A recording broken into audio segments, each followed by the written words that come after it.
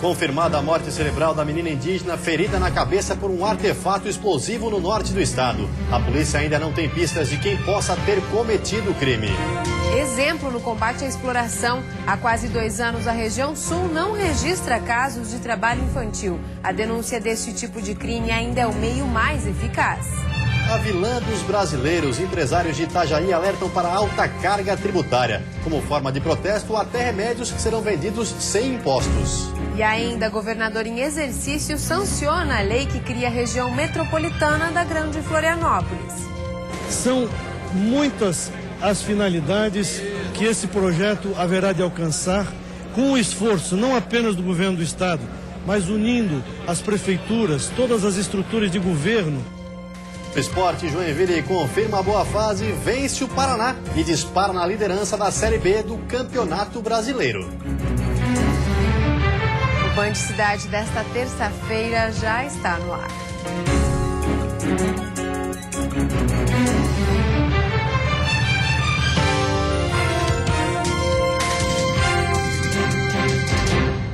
Olá, boa noite. Olá, boa noite. Foi confirmada a morte cerebral da menina indígena atingida na cabeça por um artefato explosivo em Araquari no fim de semana. Ela permanece ligada aos aparelhos no Hospital Infantil de Joinville. A morte cerebral da menina indígena foi confirmada pelo Hospital Infantil de Joinville durante a tarde. O hospital manteve todos os procedimentos para atender questões culturais, como a preparação da passagem espiritual realizada pelos índios Guarani. A menina, que tinha 8 anos, pertencia à aldeia Pindotã, que fica perto do centro de Araquari. Na madrugada de domingo, foi atingida na cabeça por um artefato ainda desconhecido. A Polícia Civil abriu inquérito para investigar o caso. O Conselho Tutelar também foi acionado. Diante da repercussão do caso e das informações desencontradas sobre o que teria atingido a cabeça da menina na aldeia e quem teria sido o autor, a FUNAI pediu a intervenção da Polícia Federal para auxiliar nas investigações. O pedido foi formalizado ao chefe da delegacia em Joinville, mas, segundo o delegado, por enquanto a Polícia Federal não deve acompanhar o caso. Nesse tipo de caso, sempre que a vítima ela é uma pessoa individualmente, a competência ela é estadual. A Polícia Civil já instaurou um procedimento, a gente já averiguou com eles. Então nós não temos, temos que respeitar e aguardar a conclusão deles e eles que têm a competência para investigar o fato. A Polícia Federal só vai entrar na investigação se ficar comprovado que o crime teve alguma motivação que envolva um problema coletivo que ameace a aldeia indígena. Na contramão dos últimos dados registrados no estado, Criciúma anunciou hoje a erradicação do trabalho infantil no município. De acordo com dados do IBGE, em 2012, Santa Catarina pulou do 14º para a 4ª colocação no ranking de trabalho infantil do país. O estado possuía 32 entre as 100 cidades com o maior número de crianças que exerciam algum tipo de atividade, sendo a região oeste a campeã, principalmente devido à agricultura. Criciúma, no sul do estado, apresentou hoje o resultado de um trabalho conjunto entre o poder público e a comunidade, que erradicou o trabalho infantil no município. Em pouco mais de 1 ano e meio, nenhum caso foi registrado. Todo o nosso sistema social está de parabéns, a cidade está de parabéns e as crianças, elas devem não trabalhar. Elas devem trabalhar exatamente no momento próprio, no momento oportuno. Já para a secretária de Assistência Social, ainda não é possível garantir que não existam crianças trabalhando. E a atenção para estes casos deve continuar, contando sempre com o apoio da sociedade. Eu sempre gosto de deixar claro que às vezes a denúncia não chega até a administração. Então nós gostaríamos assim de chamar a atenção da imprensa para que assim, levante esses dados, nos ajudem, né, a denunciar casos, né, como esse, se realmente ainda existirem dentro da nossa cidade. 60 dias. Esse é o prazo que o Departamento Nacional de Infraestrutura de Transporte, o DENIT, e a Prefeitura de Lages deram para a implantação de redutores de velocidade na BR-282, no perímetro urbano de Lages. A duplicação da BR-282 no perímetro urbano de Lages e a implantação de viadutos e marginais, obras que tiveram início em 2010, melhorou o acesso ao município, mas ao mesmo tempo gerou insegurança aos moradores da região. Em menos de 20 minutos, nossa equipe flagrou várias pessoas tendo que arriscar a vida para atravessar o trecho. Aqui tá complicado. E muito perigoso, né? Às vezes passa mulher com criança no colo, tem que passar o carrinho para lá e para cá, e é um perigo. Pra gente ir na farmácia, para ir na feira, que ficou pro lado de lá, né? Manifestos já foram feitos pelos moradores. Eles pedem a construção de passarelas e redutores de velocidades. Por aqui, os carros chegam a ultrapassar os 100 km por hora. Segundo o prefeito de Lages, as lombadas eletrônicas serão implantadas em breve no trecho. Nos próximos 60 dias serão instaladas lombadas eletrônicas da travessia urbana da cidade de Lages, até para evitar aí um acidente que a gente espera que não aconteça. Mas se não for colocadas essas lombadas, isso pode acontecer. As lombadas eletrônicas serão implantadas nas vias marginais e na pista principal, com velocidade máxima de 50 e 60 km por hora. Pelo menos 6 equipamentos devem ser instalados ao longo do trecho. Em relação às passarelas, o engenheiro do DENIT afirma que um projeto elaborado pela Prefeitura já está sendo analisado pelo órgão. E assim que estiver aprovado, segue para licitação. Essa licitação deve ocorrer no início do ano que vem, para resolver de vez esse problema de travessia de pedestres aqui na região. Todas as quartas-feiras, moradores se reúnem no trecho e reivindicam para que cenas como esta parem de se repetir no local.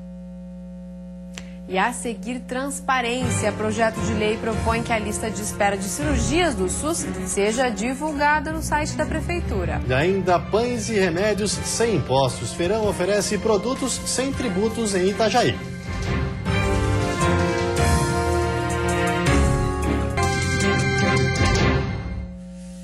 Um projeto de lei proposto por uma vereadora de Içara pede que a lista de espera de cirurgias do SUS seja divulgada no site da Prefeitura.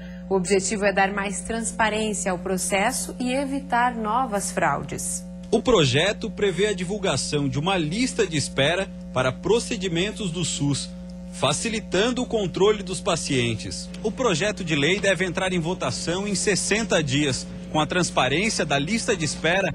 Casos como o que ocorreram em Araranguá, onde pacientes pagavam para furar a fila, poderiam ser evitados. O projeto tem a finalidade, primeiro, da transparência, fazer com que o cidadão possa acessar o seu pedido e, segundo, fazer com que a população possa fiscalizar, evitando o quê? Que pessoas que não estejam na fila, por critérios alheios, às vezes até por favorecimento político partidário, fure a fila e acabam tendo o procedimento antes das pessoas que estejam na fila. Para evitar o constrangimento dos pacientes, o portal de transparência não divulgará os nomes, mas apenas um protocolo identificando o cidadão e o procedimento a ser realizado. Nesse código vai constar o ano da solicitação, o código da unidade de saúde e o código do procedimento que ele está solicitando. E essa fila e essa lista vai para a internet. Já o caso dos pacientes que pagavam para furar a fila do SUS, divulgado na semana passada pelo Ministério Público, o processo passará a ser analisado pela Procuradoria-Geral, principalmente por envolver funcionários públicos com foro privilegiado. O assessor parlamentar, suspeito de receber de 5 a 10 mil reais por paciente, que foi preso temporariamente na semana passada, já está em liberdade. A quarta-feira vai ser de nevoeiros isolados ao amanhecer e sol entre poucas nuvens no decorrer do período. As temperaturas se mantêm elevadas. A mínima deve ficar em 14 graus na Serra e a máxima em 34 no sul do estado. No Planalto Norte, mínima de 14 e máxima de 23 graus. No Vale do Itajaí, litoral norte e oeste do estado, a máxima chega aos 30. E na Grande Florianópolis, mínima de 18 e máxima de 24 graus. Exploração invisível aos olhos, mas muito prejudicial ao bolso. A carga tributária. Um evento em Itajaí promete chamar a atenção para os impostos pagos pelos brasileiros. O feirão, que acontece até o final de semana, vai disponibilizar produtos sem o valor da carga tributária. Você sabe quanto paga de imposto por produto que compra no dia a dia? Não sei. E a senhora sabe quanto de imposto tem, por exemplo, num saco de arroz? Não sabe. Não sabe? Pois é.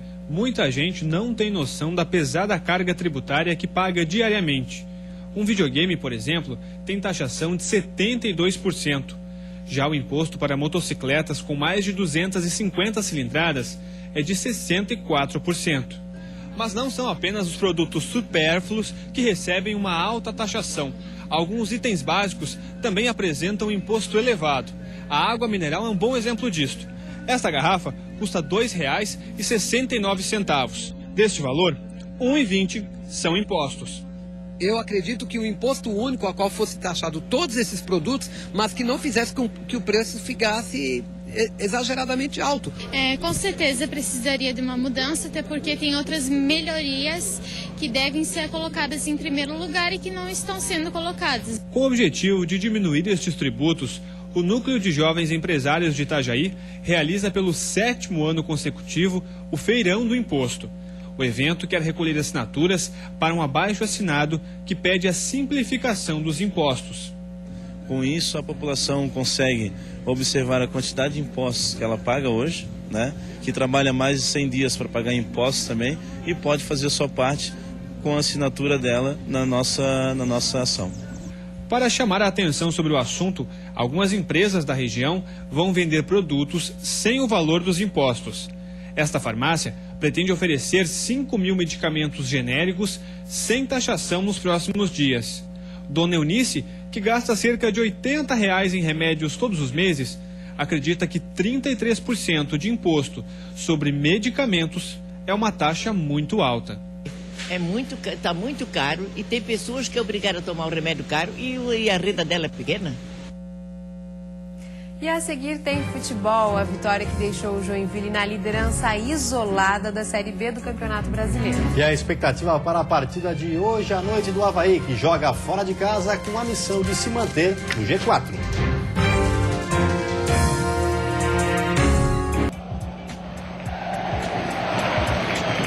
O Joinville começou com postura de líder e foi para cima do Paraná logo na saída de bola. Bruno Aguiar arriscou de longe para a defesa do goleiro.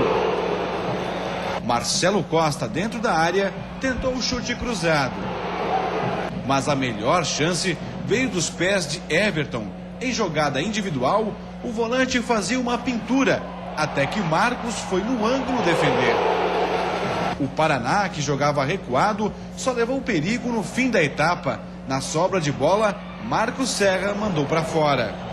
No segundo tempo, as duas equipes voltaram com a mesma formação. Melhor para o Joinville, que continuou a criar mais oportunidades.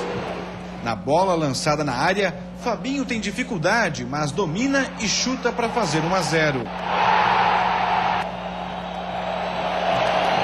O Paraná quase empatou pouco depois. Em cobrança de falta, a bola é cruzada e Ivan defende a cabeçada de Alisson. Aí, Edgar Júnior entrou no lugar de Fabinho e no primeiro chute dele carimbou o travessão. Jael aproveitou o rebote e ampliou. Mas cabia mais. Na cobrança de escanteio, Naldo subiu mais alto que a marcação e fez Joinville 3, Paraná 0.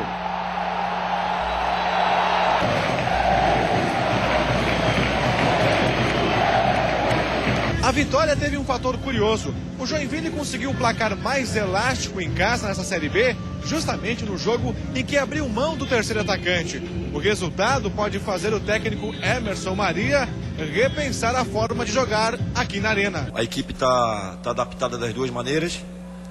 Cabe a nós, quando eu falo nós, a comissão técnica, fazer a leitura de como nós vamos começar, dependendo do adversário, as modificações que vão ser feitas durante o jogo. Mas o mérito é dos jogadores que estão tendo esse entendimento, estão tendo o comprometimento. Já o Avaí, que também vem bem na Série B do Campeonato Brasileiro, volta a campo daqui a pouco, tentando se manter entre os 4 primeiros da competição. O Leão da Ilha joga fora de casa, mas pela estatística, atuar como visitante pode fazer toda a diferença. Com um desempenho melhor fora de casa do que dentro da ressacada, o Avaí encara hoje às 7h30 da noite o Bragantino em Bragança Paulista, com a esperança de trazer mais 3 pontos e se manter na vice-liderança da Série B. E para isso o time vai ter algumas mudanças. João Felipe, que é zagueiro de ofício, e Revson, que se destacou por esse golaço contra a Portuguesa, vão formar a dupla de volantes no jogo de hoje. Sem Júlio César e Abuda machucados e Eduardo Costa suspenso, o técnico Geninho vai apostar no improviso, em um setor importantíssimo da equipe. A gente procura não mudar muito aquilo que vem fazendo. Claro que preocupa a falta de ritmo do João, né? É um jogador que há muito tempo que não jogava. Essa é a preocupação. A parte técnica não, mas a falta de ritmo sim. Outra mudança no time em relação ao último jogo é no ataque. Roberto entra no lugar de Paulo Sérgio e será o companheiro de Anderson Lopes. Adversário com um zagueiro pesado, 2 zagueiros muito altos, então de repente a velocidade possa ser uma arma. Então eu começo com Anderson e Roberto. E a seguir foi sancionada hoje a lei que cria a região metropolitana da Grande Florianópolis. E ainda evento internacional reúne representantes das polícias civil, militar, rodoviária e federal para debater segurança pública na capital.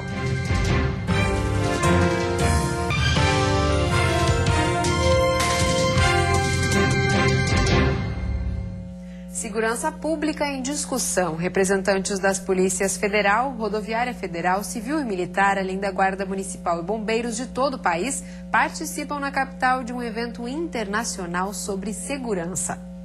Palestrantes da Colômbia, Equador, Estados Unidos e Argentina devem falar para 6.500 pessoas. Esse é o público esperado nos 3 dias de evento. Na abertura, o secretário de Estado da Segurança Pública falou dos desafios da profissão, da troca de experiências entre os estados e países e da importância da qualificação dos policiais. Não adianta nós dotarmos o nosso policial dos melhores equipamentos, né, viaturas de armamento, de kit policial, se nós não investirmos também no nosso policial, que é o que está se fazendo, inclusive, em Santa Catarina. Para o diretor nacional de investigação e combate ao crime organizado da Polícia Federal e palestrante do evento, é preciso ampliar as estratégias usadas no país contra o tráfico de drogas, um dos pontos que mais geram ocorrências nas corporações. O investimento na política de pessoal na fronteira, investimento em tecnologia, uma cooperação interna e externa e o enfrentamento às grandes organizações criminosas. Só no ano passado, a Polícia Federal apreendeu 226 toneladas de maconha e 41 toneladas de cocaína em todo o país. A prioridade são essas drogas porque a produção vem de países que fazem fronteira com o Brasil. De acordo com o último levantamento, também foram desarticulados mais de 60 grupos criminosos e indisponibilizados 172 milhões de reais em bens de narcotraficantes que atuavam em território nacional. E na semana passada, deputados da Assembleia Legislativa aprovaram a lei que cria a região metropolitana da Grande Florianópolis. E na manhã de hoje, o governador em exercício Nelson Schaeffer Martins sancionou. A medida tem por finalidade a captação de recursos e também planejar melhorias em áreas que envolvam os 9 municípios que fazem parte dessa nova organização. São muitas as finalidades que esse projeto haverá de alcançar, com o esforço não apenas do governo do estado, mas unindo as prefeituras, todas as estruturas de governo e buscando, junto aos órgãos federais e internacionais, financiamento para grandes projetos, para que possamos atender a uma população impressionante de quase 1 milhão de pessoas que por aqui circulam todos os dias em todos os 9 municípios. Na semana passada, o Band Cidade exibiu uma série de reportagens que discutiu os problemas que podem ser planejados em parceria e de que forma fazer isso.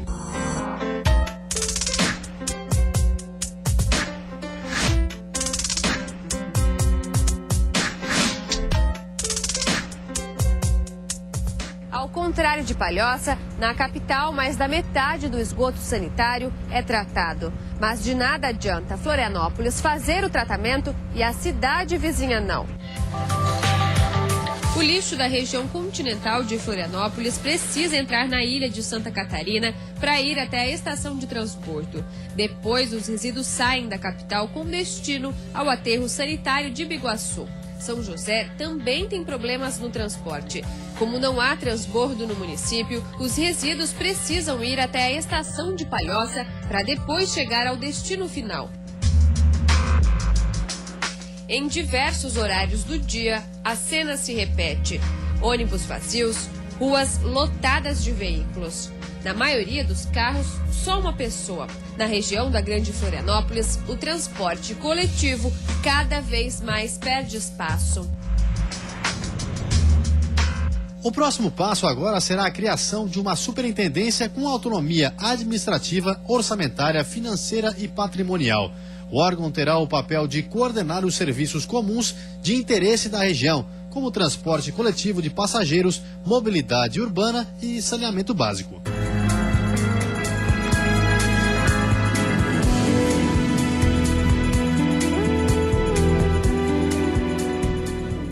E vamos ver como está o trânsito ao vivo aqui na capital. Você vê imagens das pontes que fazem a ligação entre a ilha e o continente. Trânsito lento para quem se dirige à região continental da capital. Em Florianópolis faz 21 graus nesse momento. E você fica agora com o Jornal da Band. Uma ótima noite a todos e até amanhã. Uma boa noite para você e até amanhã.